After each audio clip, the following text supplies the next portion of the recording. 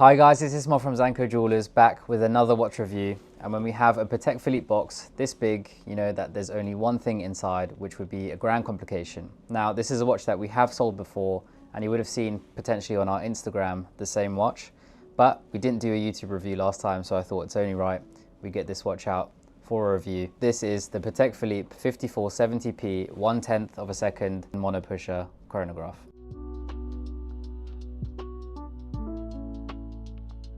So for a bit of background on this Patek Philippe 5470P, it was launched in 2022 and it marked a historic moment for Patek Philippe as it was the first Patek Philippe to feature a chronograph that could achieve 1/10 of a second on the split seconds chronograph function. This reference, in my opinion, meets what I think Patek is all about in terms of innovating and continuing to push the boundaries of grand complication watches, because no other brand is really doing what they have achieved on this model.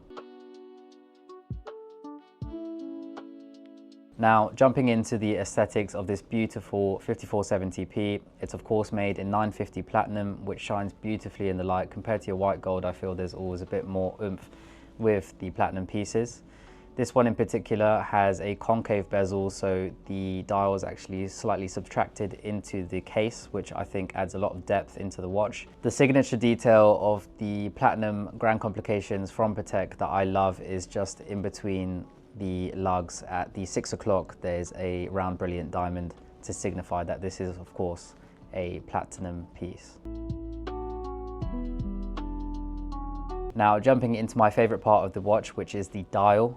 This features a blue varnished dial, almost looks enamelish and matte. I think it just really makes for an understated and clean looking piece, where in other watches they use something slightly sunburst or graduated. I think this is just simple and clean and really captures the essence of the watch. The blue varnish is then contrasted beautifully with what I think is the best part of the dial, and that's the Breguet Arabic numerals, which you'll find on other pieces similar to the 6301P review that we did recently. This one I think just adds a lot of interest to the dial. If they had used normal hour markers, I think it would have really taken away from the classiness of this watch. The hands of this watch, the hour and minute hands in particular, are made of white gold and they have luminescent coating, which I think adds a bit of sportiness. As this is a chronograph watch, I think that makes perfect sense. In terms of other grand complications, it's also quite different to them. For example, the 5270P has a faceted white gold hands, which I would say definitely looks a bit more classy and elegant compared to the hands on this watch with the luminescent coating.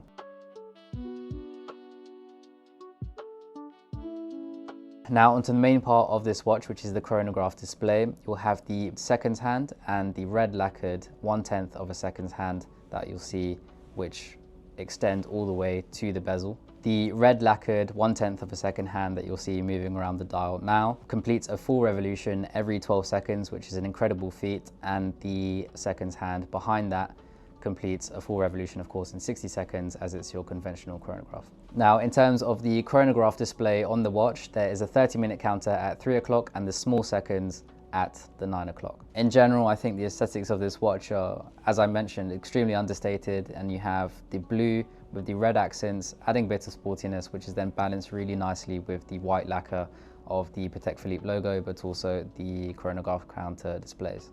Now, the strap carries on the accents of the dial, which you'll see is a calfskin leather strap with a fabric pattern along the top.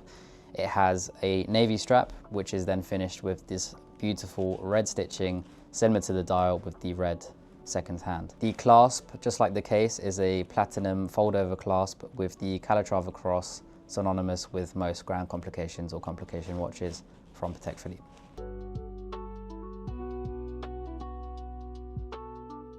Now, in terms of technical specifications of this watch, it sits at 41mm in case size with 13.9mm in case thickness or thereabouts, which I think is, again, very understated, but it's pretty universal size. I think whether you have large wrists or small wrists, you'll be able to pull off this watch. Now, the caliber movement behind this watch is the CH29535PS 1/10 of a second manual wound caliber movement.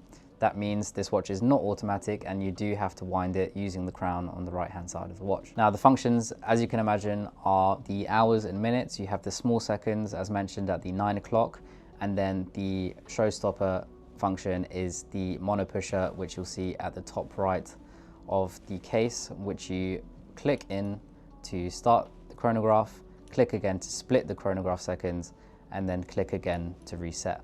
Considering this watch is a manual wind, it does have 48 hours of power reserve, which I think is really impressive to be able to do that on a manual winding watch. Now, the case back of this watch does have two options. You have the option of a full platinum case back attachment that you can put onto the back, which would remove the exhibition case back, which you'll see just now. One thing I do find very impressive about this ground complication is that it has 30 meters of water resistance compared to your other minute repeaters, which of course you cannot put in the water.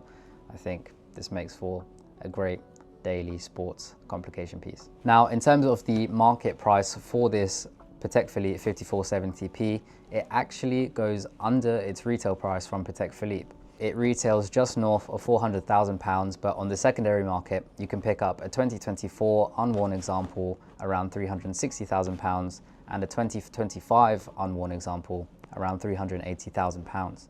Now, I would say that's great value for money as it is under its retail price, meaning you can pick it up at a discount. And it is a great value for money in terms of where it sits in the Grand Complication collection. The other comparables I could think about would be the 5270P, as mentioned before, or the R or the G versions of that specific watch, which is also a chronograph movement, but it does have the moon phase, but those are considered more on the entry level, which would sit around 130,000 to 140,000.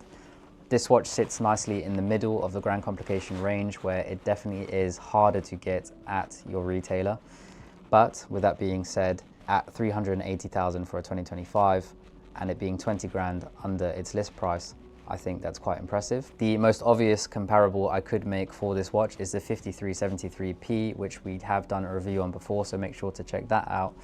But that watch sits north of this watch at £490,000 for a 2025 unworn example. So as mentioned, I think this watch sits perfectly in the middle in terms of its market price. I think it merges the traditional chronograph designs you would have seen from Patek Philippe and other brands with an innovative and more sporty and contemporary look with the colors that they've used on this watch, the fabric they've chosen for the strap, and just in general, the overall look. So with that being said, guys, I hope you enjoyed this review, and please remember to leave a like, comment and subscribe if you want to see more Grand Complications on the channel just like before, and I'll see you in the next review.